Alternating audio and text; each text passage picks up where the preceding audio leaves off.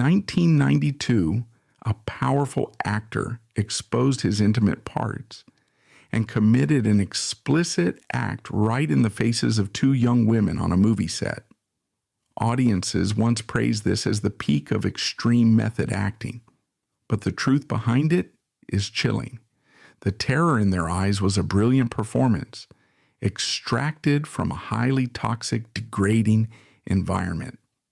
It was real-life depravity weaponized against vulnerable co-stars, sanctioned by a director obsessed with raw shock.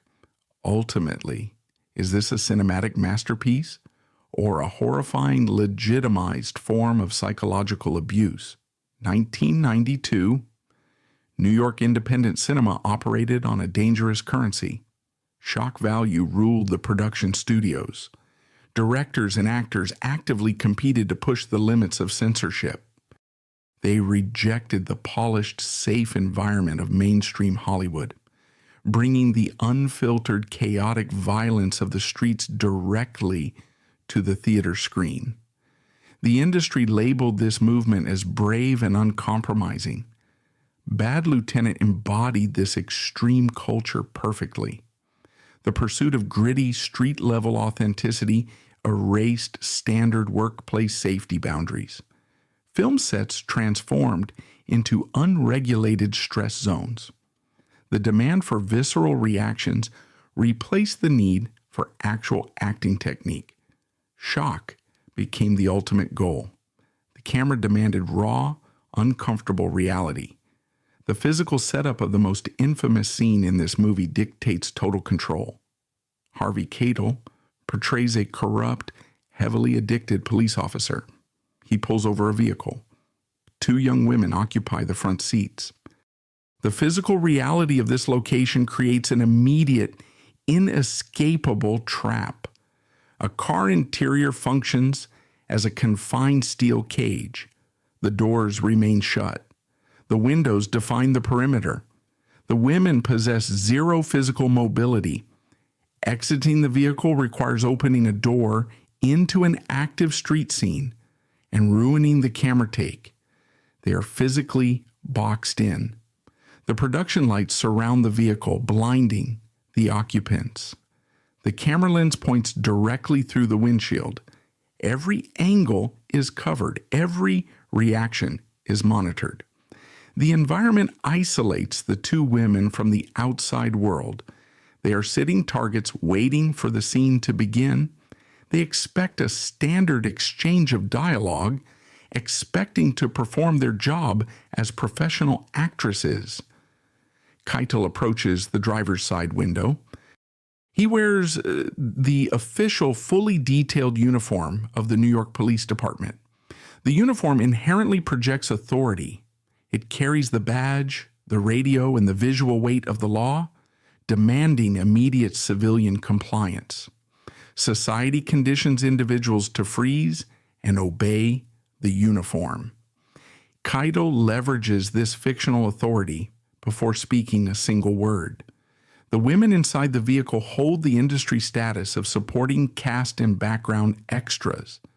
The Hollywood hierarchy places lesser-known actors at the bottom of the power structure. They earn minimal daily wages. They lack the elite union power of principal stars. They possess no leverage to dispute the actions of a leading man. They stand on the set as highly vulnerable assets. Keitel holds all the power. The women hold none. Keitel breaches every known professional, moral, and legal boundary. He unzips his trousers. He exposes his genitals. He executes full frontal nudity on a public street. He presses his naked anatomy directly against the glass of the car window. The physical distance between his exposed body and the faces of the young women is reduced to mere inches. He does not step back. He escalates the violation. He initiates an active, graphic sexual act. He masturbates directly in their line of sight, maintaining aggressive eye contact while performing the act. The physical exposure accompanies a violent, unhinged verbal attack. Keitel screams at the women through the open window. He utilizes graphic, degrading terminology. He orders the young women to verbally instruct him on how to perform oral sex. He forces them into a graphic sexual role play, demanding their active participation in his public degradation. The scene does not break the law on paper, but it transitions into an active, documented act of severe psychological violence. This tactic constitutes visual terrorism. Keitel utilizes his own anatomy as an instrument of domination. He forces the women into visual captivity. Closing their eyes ruins the camera shot. Halting the scene angers the crew and costs the studio money. The victims bear the heavy professional pressure to stay in character, keep their eyes open, and endure the visual degradation to secure their paychecks. The power of the camera forces them to witness the abuse. They cannot look away without facing professional retaliation. The footage of this scene exists today. The camera captures the faces of the two women in high definition. They register sheer, unfiltered panic. They exhibit raw biological disgust. Their eyes widen in genuine horror. Their bodies physically recoil from the window. Decades of male-dominated film criticism falsely label this dynamic as a triumph of extreme method acting. The truth is much darker. The women are acting. They are delivering a terrifyingly authentic performance of sheer panic. But the industry completely ignored the cruel psychological toll required to capture it. Keitel hijacked the set. He forced young actresses to process his graphic sexual exposure in real time under the guise of an edgy screenplay. He inflicted real-world discomfort on his coworkers, converting their forced emotional labor into his own cinematic currency. The horror of this scene escalates far beyond a hostile workplace incident. It reveals a calculated predatory trap born from toxic cinematic practices. To understand how a leading man felt empowered to commit such a blatant violation, we must look at the directorial environment cultivated on that set. Independent films of that era often thrived on a dangerous concept called guerrilla filmmaking. It meant throwing out the rulebook, embracing chaos, and prioritizing intense spontaneity over structured safety. Director Abel Ferrara championed this lawless approach. The script, co-written by Ferrara and Zoe Lund, was already a dark, disturbing exploration of corruption. But the written word was not enough for the production. Ferrara encouraged a highly volatile, unpredictable atmosphere. He incentivized his actors to improvise, to push boundaries, to shock their scene partners in pursuit of an authentic reaction. This directorial philosophy provides a dangerous blank check to powerful actors. When a director explicitly demands unscripted chaos, the boundary between a creative acting choice and a legal violation vanishes. Keitel knew he operated in a zone of absolute immunity. He knew that if he crossed the line of basic human decency, the director would not yell cut to reprimand him. Ferrara would keep the cameras rolling to capture the carnage. Keitel exploited this unregulated environment to ambush the two women in the vehicle. Professional actors review scripts together. They block out physical movements. They discuss intimate or distressing scenes in advance to establish mutual consent. Keitel bypassed this fundamental industry protocol. He weaponized the element of surprise. He understood that warning the actresses would give them time to prepare, time to build an emotional shield, or time to refuse the scene entirely. The horror of this scene escalates because it was completely premeditated. Keitel and Ferrara did not ambush these women by ignoring the script. They used the script as a bulletproof shield to legitimize their depravity. When actresses sign onto a gritty, independent film, they expect difficult subject matter. But the industry uses these contracts to trap vulnerable talent in highly degrading scenarios. Ferrara and Keitel treated the supporting actresses not as respected collaborators, but as disposable props designed to absorb the shockwaves of extreme method acting. The production ceased to be a safe laboratory for fiction. It transformed into a playground for unchecked male ego. The public consumes cinema with a fundamental assumption. Audiences believe film productions operate under the strict guidance of professional ethics. They assume every spoken line and every physical action originates from a mutually agreed upon artistic vision. This assumption provides a psychological safety net. It separates fiction from reality. The production of Bad Lieutenant destroyed this safety net. The movie released in theaters represents a profound betrayal of workplace trust. When actors sign onto a gritty, independent film, they expect difficult subject matter. They expect to perform challenging material. But signing a contract to portray a victim in a script does not equal consenting to an actual unsimulated sexual ambush on set. The line between acting out a disturbing scenario and actually being victimized by one relies entirely on communication and consent. Harvey Keitel and Abel Ferrara shattered that line. They treated the supporting actresses not as human collaborators, but as disposable props designed to absorb the shockwaves of Keitel's performance. The production ceased to be a safe laboratory for fiction. It transformed into a playground for unchecked male ego. Standard Hollywood protocols dictate a specific response to an out-of-control lead actor. A responsible director halts production. A responsible producer issues a formal warning.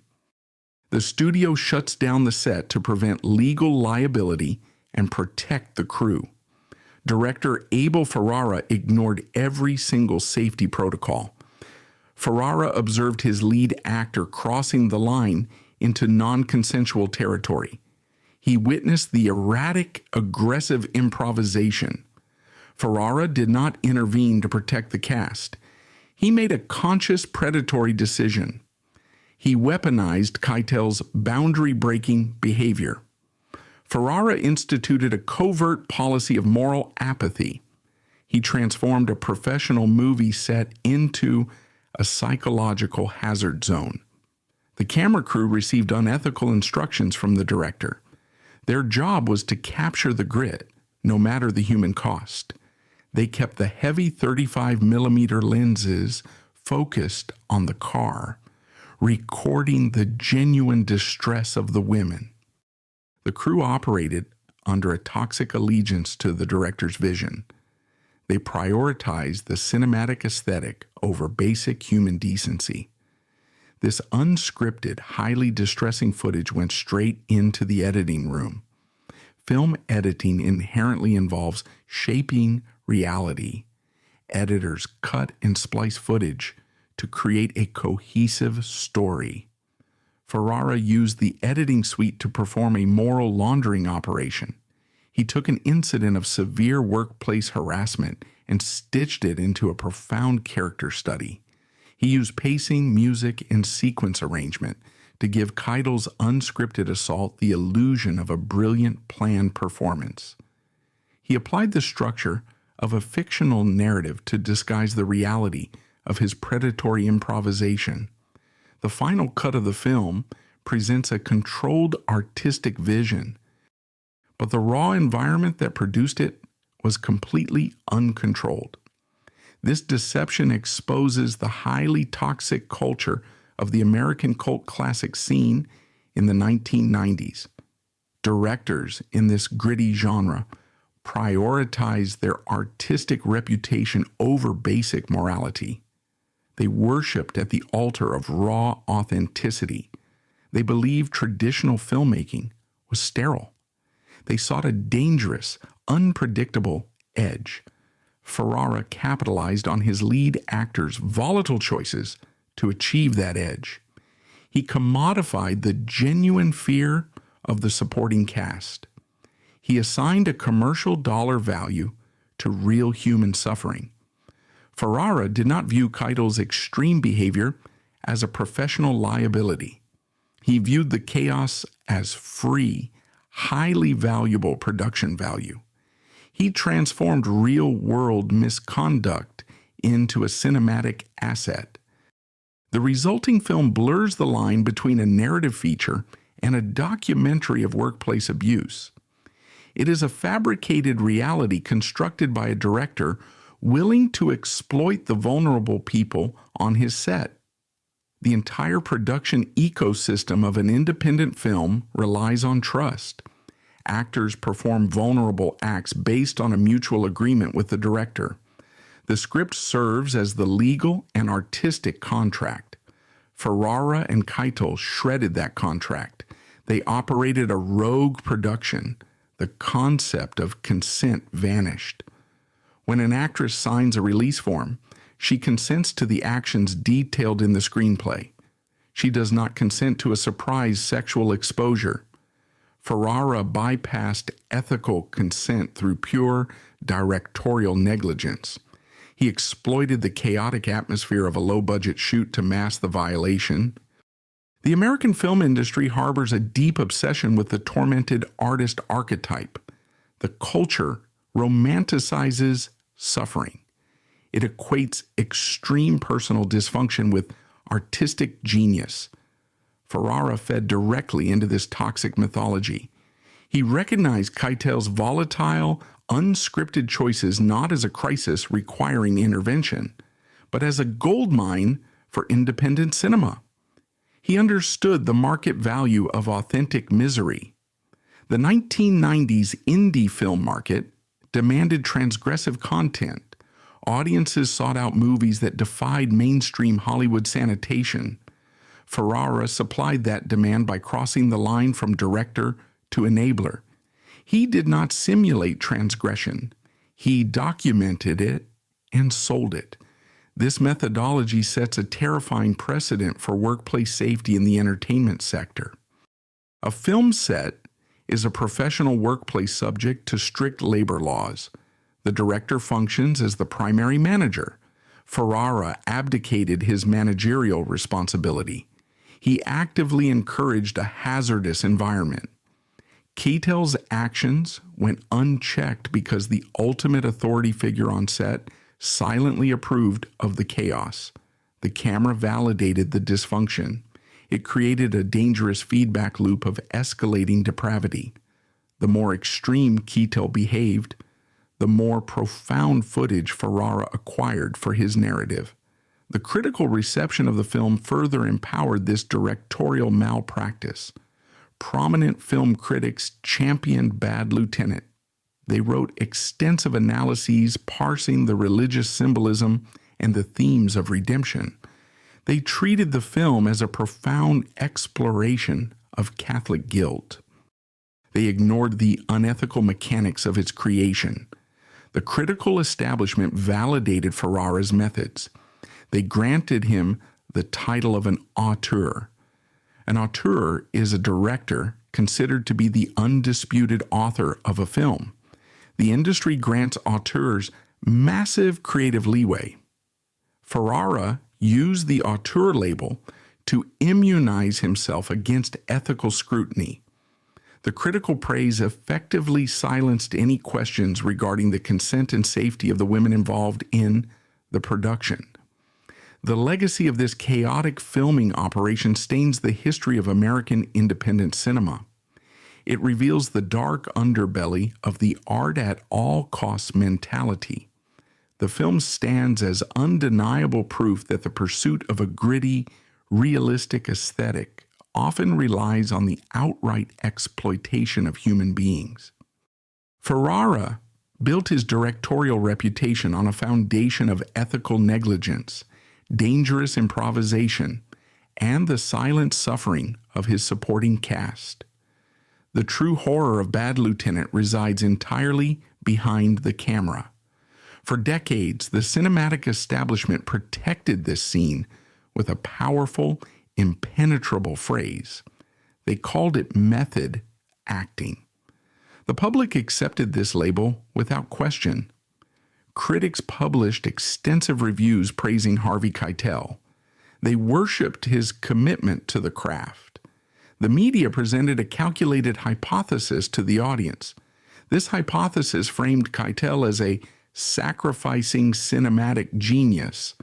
The narrative claimed he intentionally crossed the line of basic decency to elicit a genuine, usable reaction from his co-stars. It framed the physical exposure and the verbal assault as a tactical, professional acting choice. The industry sold the idea that Keitel abandoned his own ego to serve the gritty, uncompromising reality of the film. The public bought the lie. Audiences believed they were witnessing the pinnacle of American performance art. They believed the terror on screen was the result of a master actor pushing the boundaries of his profession. The term method acting became an ultimate shield. It deflected all criticism. It silenced all ethical questions. It transformed a blatant display of sexual harassment into a celebrated cultural milestone. We must define actual method acting to dismantle this dangerous myth. True method acting originates from strict, disciplined theatrical training. It requires an actor to draw upon personal emotions and memories to connect with a fictional character. It demands intense psychological labor and emotional vulnerability.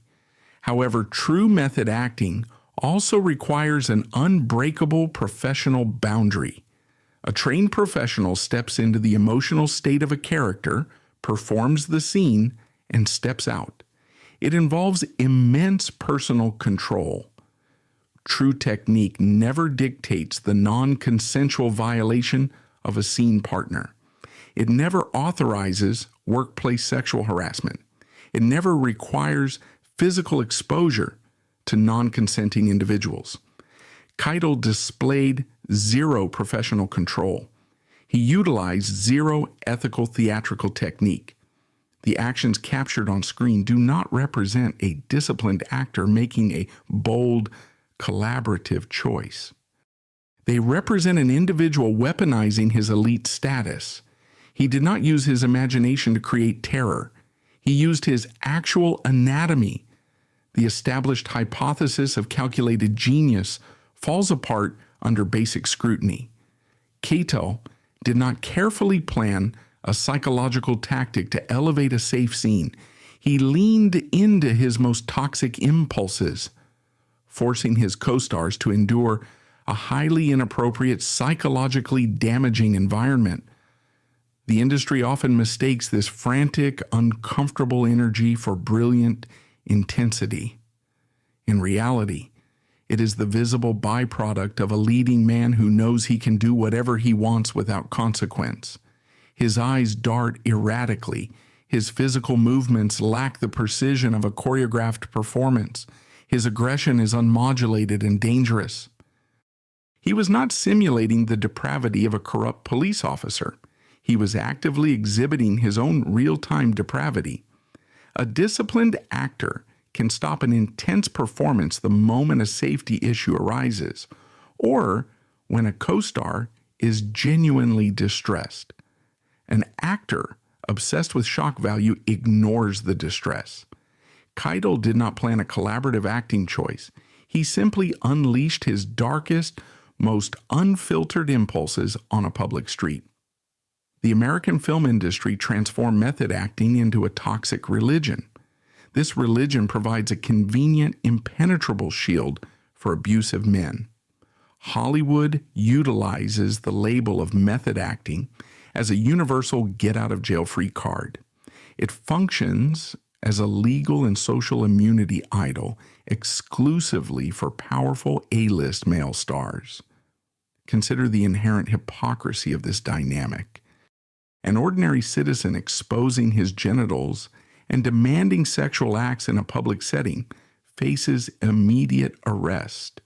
The legal system categorizes this behavior as a felony sex crime. The perpetrator faces prison time and a permanent spot on a registry. A Hollywood actor commits the exact same physical act on a movie set, and the industry nominates him for prestigious awards. The label of indie art magically sanitizes the crime. The critical establishment categorized Keitel's assault as bravery. They rewarded his lack of professional boundaries. They created a culture where extreme workplace hostility is not just tolerated, but actively celebrated as the mark of a true, serious artist. This dynamic exposes a massive gender disparity in the American entertainment complex. The method acting defense is exclusively a male privilege. The industry allows men to leverage their physical presence, break set rules, and terrorize coworkers under the guise of artistic dedication. A female actor attempting to use method acting to justify physical assault or sexual exposure would face immediate termination. She would be blacklisted. She would be labeled unstable and uninsurable. The industry reserves the title of volatile genius solely for men. Women are expected to absorb the volatility and maintain absolute professionalism. This myth inflicts a secondary, lasting trauma on the victims. The public and the critics essentially gaslight the women involved in the scene. They force the victims to swallow a horrifying, revised narrative of their own abuse. The industry tells these young actresses that their abuser is a brilliant artist. It tells them their genuine terror was merely a necessary ingredient for a cinematic masterpiece. It rebrands their biological panic as a successful artistic collaboration. Calling this assault method acting is the ultimate insult to the victim's intelligence and humanity. It erases the reality of the crime. It shifts the focus onto the male aggressor's supposedly brilliant mind. The women are reduced to disposable props used to demonstrate Keitel's commitment. They endure the lifelong psychological damage of the abuse, and Keitel receives the standing ovation. We must interrogate the core pathology of this specific actor archetype. The serious American male actor often suffers from extreme narcissism. Keitel operated under a dangerous delusional framework. He likely believed his unhinged, abusive behavior constituted a profound artistic gift to the production. This represents deep narcissistic abuse. The aggressor inflicts trauma and genuinely expects gratitude for the raw material he provided. He views his own biological rudeness as a cinematic triumph. He substituted actual theatrical skill with brute force shock value. True acting requires the ability to generate authentic emotion through imagination, empathy, and practice technique. Relying on actual sexual exposure to generate a reaction is the ultimate proof of a lazy, untalented approach to a scene. It requires zero skill, zero training, and zero talent to terrify a subordinate by pulling down your pants. It is the most creatively bankrupt tactic an actor can employ. It represents a total failure of the acting craft. The American cult classic scene championed this failure. Directors and audiences fed off this brand of transgression. They confused cruelty with authenticity. They believed that if a scene felt deeply uncomfortable, it automatically qualified as high art. This cultural mindset provided the perfect breeding ground for predators. It allowed actors to disguise their worst illegal impulses as profound character work. Keitel understood this cultural loophole. He exploited it perfectly. He knew the indie film community would protect his deviance as long as the final footage looked sufficiently gritty. The public must actively reject the method acting defense. It is a fabricated public relations term designed to excuse the inexcusable. It exists to protect the financial investments of the studios. It shields the reputations of volatile, highly profitable stars. The audience is complicit every time they praise a performance built on the non-consensual suffering of a coworker. We must separate the art from the abuse. When the art requires abuse to exist, the art is invalid. The footage from 1992 does not belong in an acting masterclass. It belongs in a legal textbook detailing the explicit mechanics of workplace sexual harassment. Keitel did not sacrifice himself for the art. He sacrificed two vulnerable actresses for his own ego and his own twisted gratification.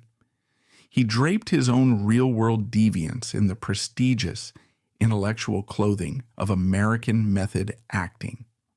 The industry applauded the outfit. The critics wrote essays analyzing the fabric. Everyone deliberately ignored the actual crime happening underneath it. The myth of the tortured actor allowed a powerful man to commit an assault in broad daylight, and the world called it a masterpiece. The cameras eventually powered down. The heavy production lights switched off. The film crew packed their equipment into trucks and left the New York street. Harvey Keitel walked away from the vehicle, retreated to his private trailer, and eventually collected his studio paycheck. But the young women sitting in the front seats of that car did not possess the luxury of walking away. They remained trapped in the psychological aftermath of that night. We must direct our focus entirely toward the immediate targets of this hostility. The primary victims in that vehicle retreated into silence regarding the trauma of that specific shoot. They did not hire publicists. They did not attempt to capitalize on their connection to a major Hollywood scandal for media attention. Their silence provides the most devastating, heartbreaking commentary on the entire event. It forces us to confront the exact nature of the professional trap they endured. This incident exposes a brutal, unforgiving power dynamic central to the American labor system. These actresses occupied a highly vulnerable position in the economic hierarchy of the 1990s. They functioned as working-class talent, fighting for screen time. They exchanged their physical presence for a standard hourly wage. They possessed zero financial safety net. They possessed no influence within the machinery of the entertainment industry. Their livelihood, their ability to secure future roles and build a career, depended entirely on maintaining a reputation as compliant, easy to work with talent. Keitel occupied the peak of that same hierarchy. He commanded millions of dollars. He possessed global fame. He wielded the power to ruin their reputations with a single phone call. He held financial, professional, and social dominance over their existence on that set. A working actor must establish a baseline of trust with their scene partners to function safely. They enter a set daily relying on an unspoken contract of professional safety. They trust the leading man not to violate that boundary. They trust the director to act as a protector. Keitel and Ferrara obliterated that contract on a public street. The psychological collision of expectation versus reality is staggering to comprehend. These actresses arrived at the film set that evening, anticipating an intense but choreographed acting sequence. They expected to perform a standard dramatic task. Instead, they found themselves locked inside a vehicle.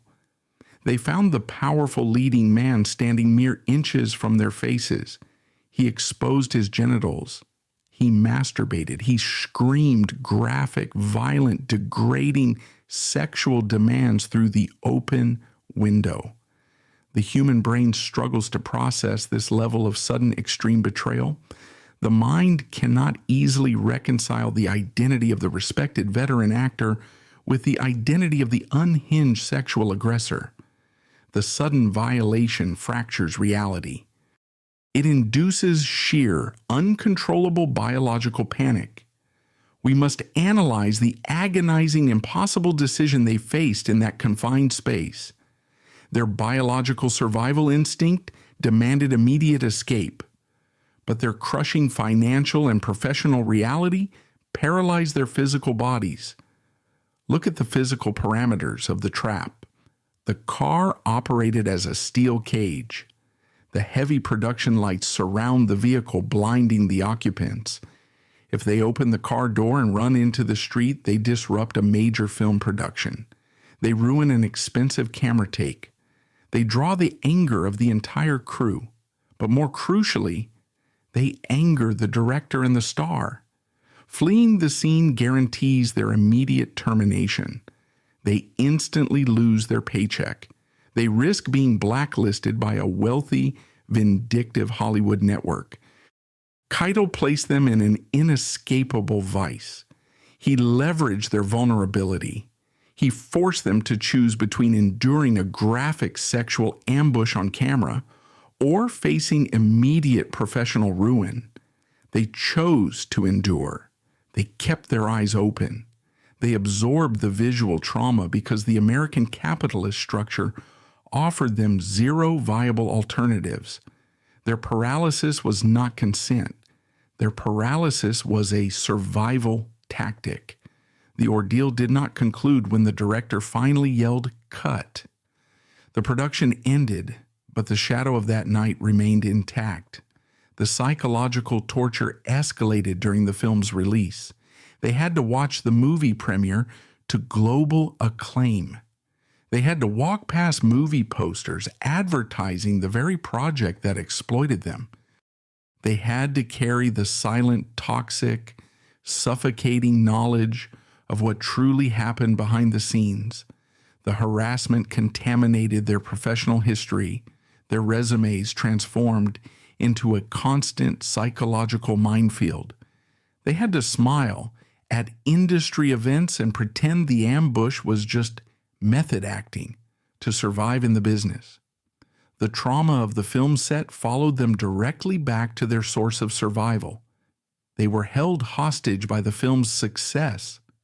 The devastation of this event extends outward, permanently infecting the viewing public. Bad Lieutenant maintains a notorious reputation within cinema history. It is universally categorized as a profoundly difficult, disturbing watch. The film carries a heavy radioactive frequency. Audience reactions rarely include words like enjoyment, entertainment, or satisfaction. The response is almost exclusively characterized by deep, lingering psychological distress. The film operates less like a movie and more like a traumatic endurance test for the viewer. Audiences sit in darkened, isolated theaters or their private living rooms. They watch the traffic stop sequence unfold. They witness the sudden physical exposure. They hear the humiliating demands echoing from the speakers. Most importantly, they observe the sheer, unfiltered panic on the faces of the young women. The viewer absorbs the trauma secondhand. The film provides no comfortable cinematic distance. The camera placement forces the audience into the vehicle right alongside the victims. The viewer becomes a captive, involuntary witness to an actual, documented assault. This scene leaves a permanent, jagged scar on the psyche of the audience. The explicit footage burrows deeply into the subconscious mind. It surfaces unprompted in quiet moments years later. It generates a lasting, visceral sense of physical unease. Countless viewers report feeling physically unclean after consuming the sequence. They experience nausea. They experience a profound, unsettling sense of moral violation. They realize, usually in a sickening wave of clarity, that they just watched a real crime disguised as a fictional narrative. This realization creates a deep, lingering guilt within the spectator. The audience recognizes they paid money to consume another human being's actual, unsimulated terror. They realized the entertainment industry sold them a ticket to a sexual assault, packaged it in a plastic VHS case, and rented it out for profit. The trauma jumps off the screen and infects the viewer's reality.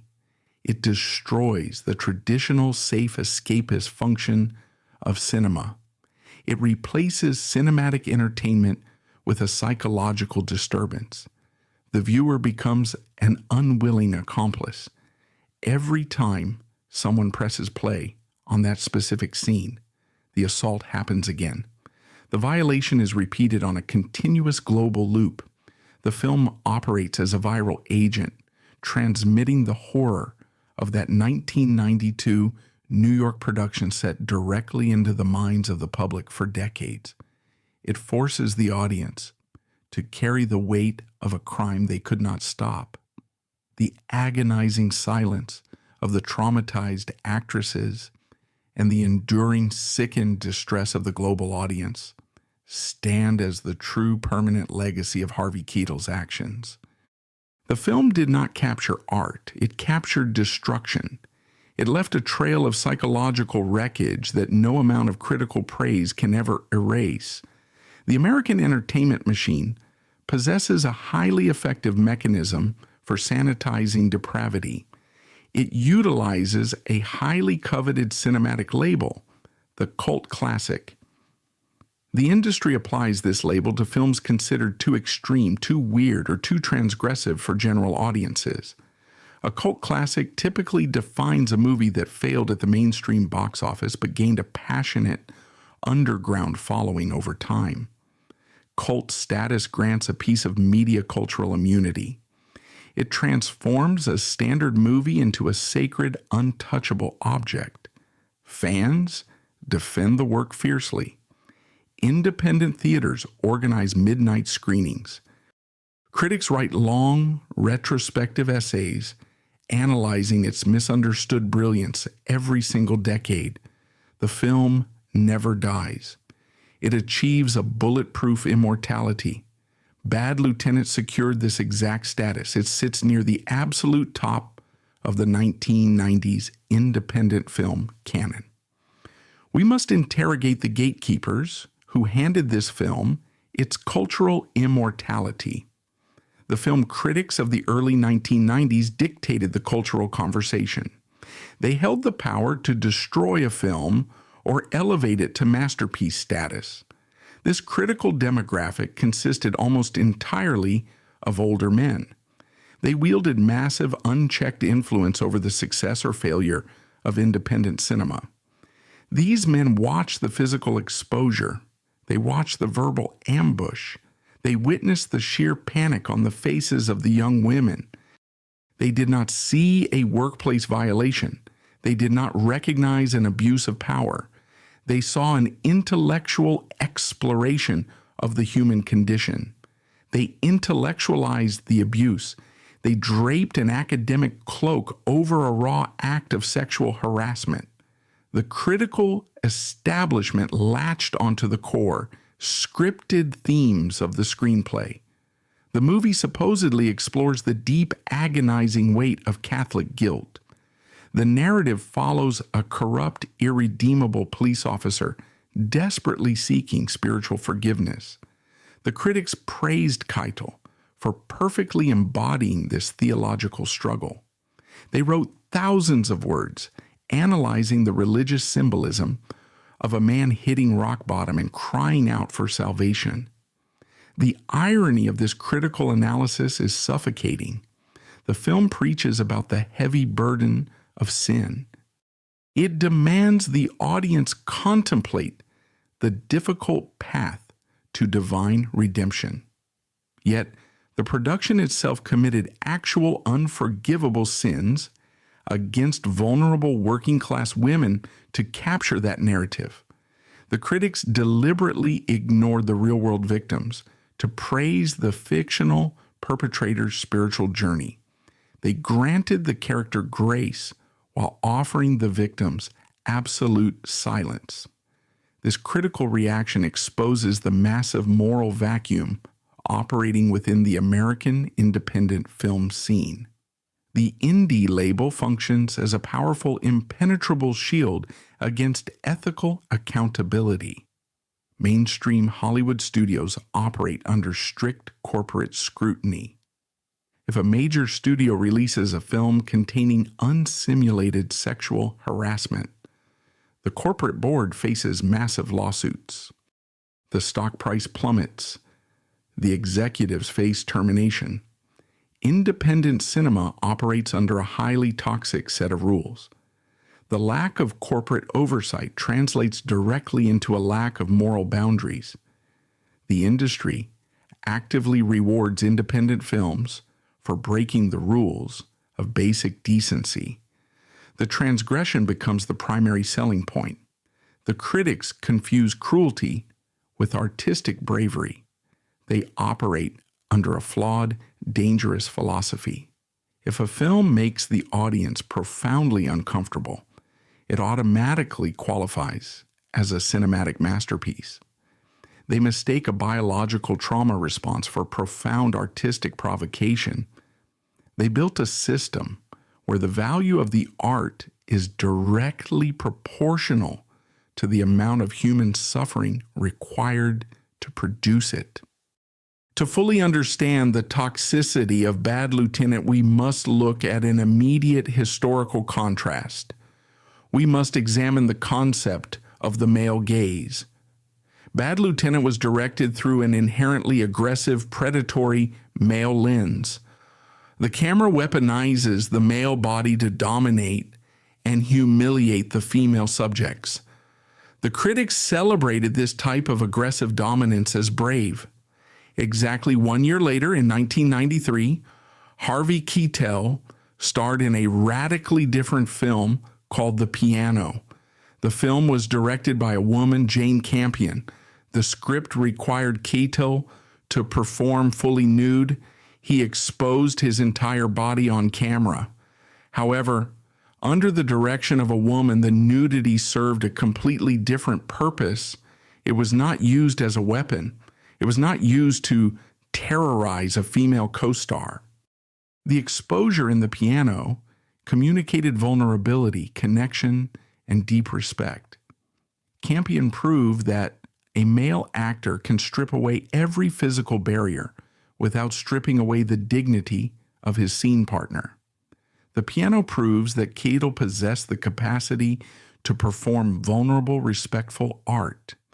It proves that the aggression in Bad Lieutenant was not a necessary acting technique.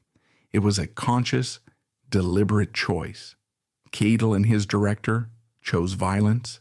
They chose degradation. The male-dominated critical establishment ignored this glaring contrast. They preferred the violent, unhinged version of Keitel over the vulnerable, directed one. They validated the predatory male gaze and dismissed the necessity of mutual respect on a film set. Time usually exposes the truth. Time usually dismantles abusive legacies and corrects historical records. Bad Lieutenant defied this natural correction. The passage of time only strengthened its cultural armor. The cult classic label acted as a preservative. Film festivals continue to program the movie for special events. Art house theaters project the film onto massive screens to celebrate its various anniversaries.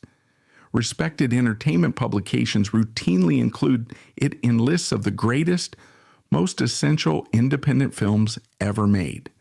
Every single screening actively renews the abuse.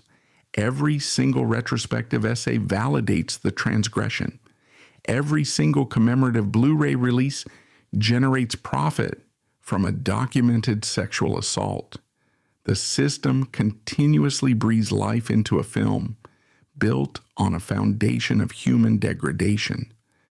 The industry makes a conscious daily choice to preserve the physical artifact while discarding the human cost required to create it. They sweep the trauma under the rug to keep the poster on the wall.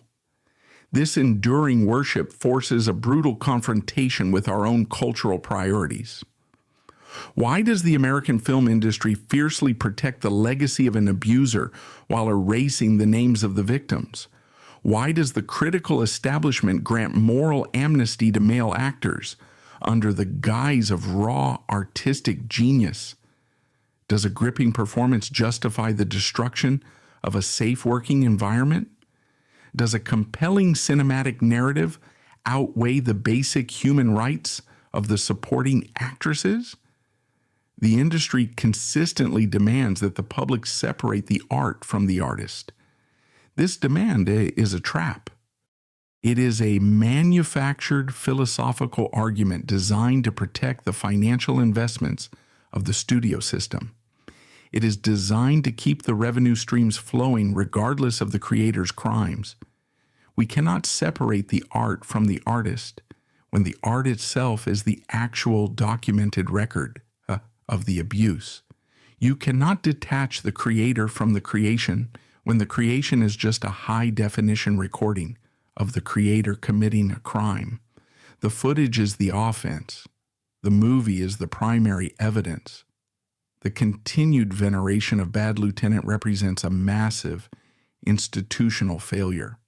It proves that the film industry, the critics, and the devoted fans value a piece of celluloid significantly more than the psychological safety of working women. The cult classic label does not elevate the movie into the realm of high art. It indicts the culture that applies it. The label proves that modern society remains perfectly willing to consume, celebrate, and aggressively monetize sickness, as long as that sickness carries a prestigious, edgy, artistic reputation.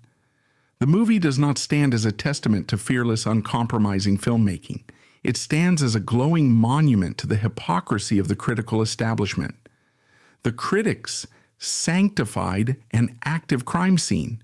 They called a predator a visionary. They renamed sexual harassment as method acting. They turned a nightmare into a highly profitable cult phenomenon. They built a religion around a violation, and they still expect the public to bow down and applaud. Stripping away the catastrophic, unethical mechanics of the production leaves behind a deeply complicated visual artifact. Separating the crimes committed behind the camera from the final images projected onto the theater screen creates an agonizing viewing experience. Analyzing Harvey Keitel's physical performance in pure isolation forces a profoundly uncomfortable realization. The footage stands as an undeniable, haunting cinematic achievement. It represents a brutal, visceral masterpiece of raw human suffering, captured perfectly on celluloid. Keitel did not simply portray a corrupt New York police officer. He embodied the suffocating bottom of human existence. The script demanded a highly challenging protagonist. The American cinema landscape relies heavily on the archetype of the anti-hero. Audiences are traditionally drawn to flawed, dangerous men fighting corrupt external systems. They love the rogue detective who breaks the rules to achieve a noble justice. Keitel shattered that conventional mold entirely. His character is not a charismatic rebel fighting a broken police department. He possesses no hidden nobility. He is fighting the systemic failure of his own soul. He is a man drowning in severe chemical addiction, consumed entirely by his own vice, and horrifyingly aware of his own rapid, unstoppable descent into hell. The physical execution of this descent remains staggering to witness. Hollywood leading men typically manage their visual image with meticulous care. They protect their lighting setups. They ensure camera angles project strength, vitality, and desirability. Keitel discarded every single protocol of cinematic vanity. He allowed the heavy, unforgiving camera lenses to capture his physical body in a state of unfiltered degradation. His skin registers on film with a sickly, gray, poisoned pallor. The deep lines on his face look carved by actual exhaustion rather than applied by a makeup department. His physical movements lack the choreographed grace of a trained actor.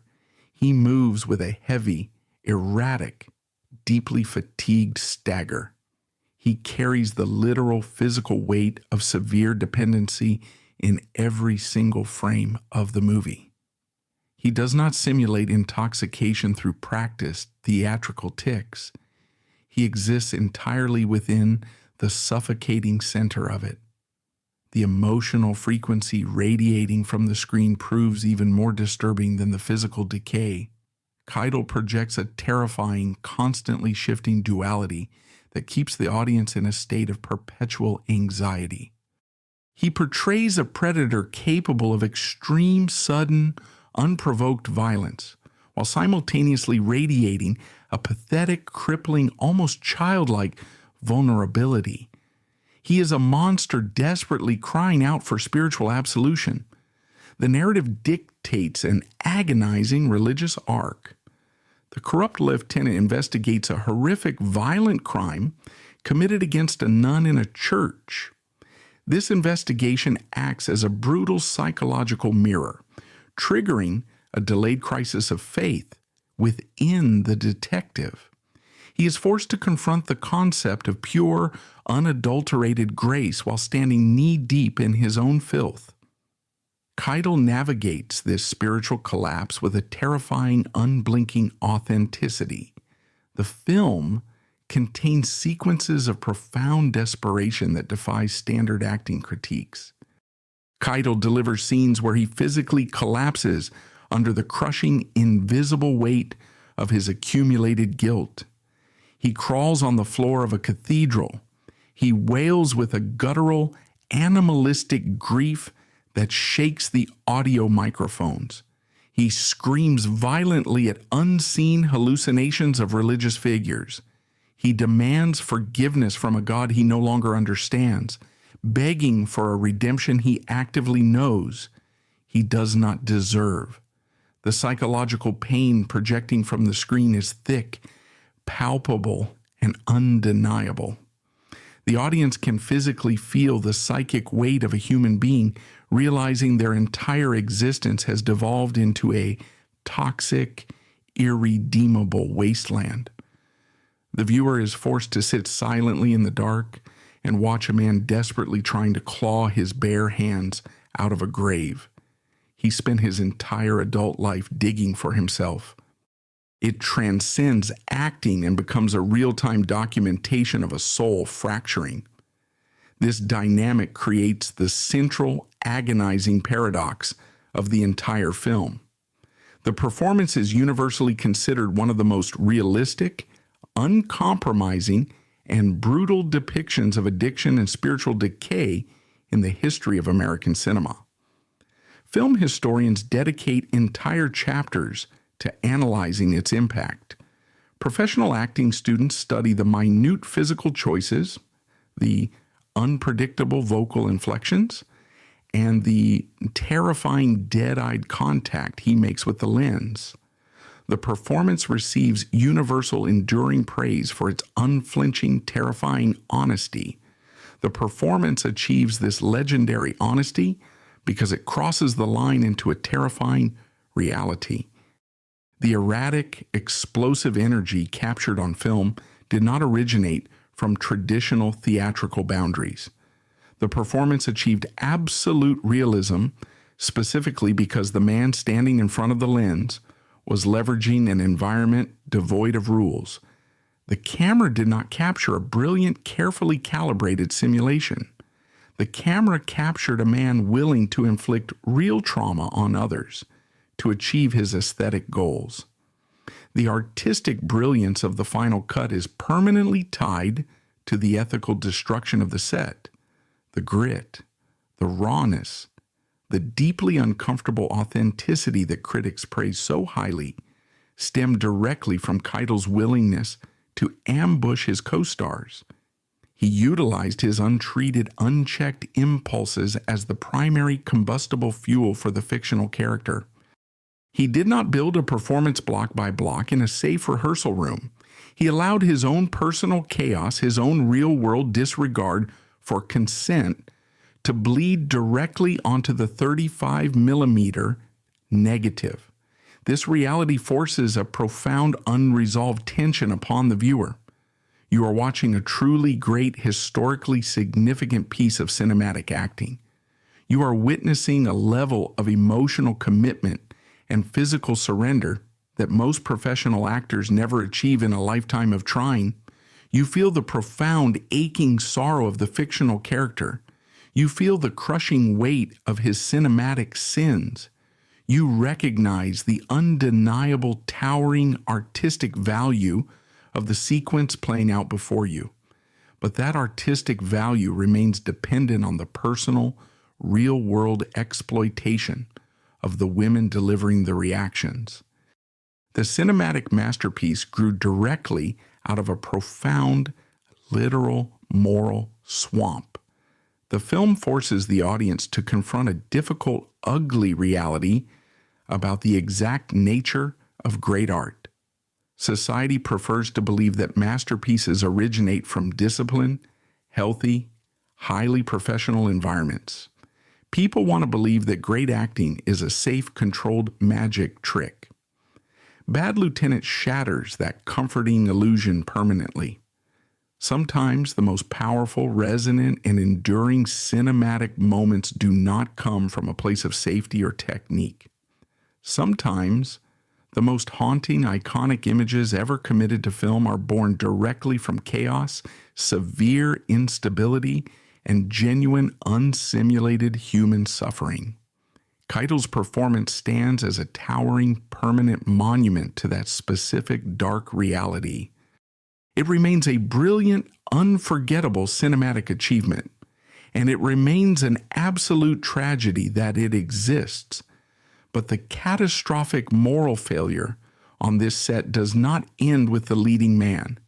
To comprehend the absolute ruthlessness of the director, we must look elsewhere. We must examine the tragic presence of Zoe Lund. Lund was a brilliant but deeply troubled figure in the New York indie art scene. She actually co-wrote the screenplay for Bad Lieutenant. She also acted in the film, playing the woman who prepares and injects Keitel's character with heroin. But this was not merely a theatrical performance. Lund battled a severe, real-life heroin addiction. Industry insiders and set reports heavily suggest that the drug use captured on screen was dangerously authentic. Director Abel Ferrara did not just hire an actress to play an addict. He placed a camera in front of a vulnerable woman fighting a lethal battle and filmed her active disease. He leveraged her illness for cinematic atmosphere. Tragically, she passed away a few years later from heart failure directly related to her substance abuse. Ferrara did not intervene during production. He did not offer a safe harbor or demand rehabilitation. He pointed the lens at a dying woman and framed it as a gritty artistic choice. This proves that the exploitation on this set was not an isolated incident involving two background extras in a car. It was a systemic, calculated directorial strategy. The director treated actual human self-destruction and literal life or death struggles as a free special effect. Furthermore, the studio's handling of the final cut exposes another layer of institutional rot. Bad Lieutenant received the dreaded NC-17 rating from the censorship board. Historically, an NC-17 rating served as a commercial death sentence. It prevented mainstream theaters from screening the movie, but the producers did not edit the film to secure a standard, profitable rating. They did not cut the unsimulated sexual harassment or the authentic drug use. Instead, they manipulated the restriction. The marketing department wore the NC-17 rating like a badge of honor. They promoted the film precisely because it contained unwatchable taboo content. They used the trauma of the supporting actresses as a marketing gimmick. The theatrical posters boasted about the film's shocking, uncompromising brutality. They sold tickets by promising the audience a glimpse into forbidden, unregulated depravity. The American capitalist machine looked at a documented workplace assault, looked at the real-life spiral of its cast, and figured out how to monetize the controversy. They turned a hostile work environment into a highly profitable, edgy brand. This proves that the studio executives were not innocent bystanders. They were active accomplices who realized that raw human suffering, when packaged correctly, sells incredibly well.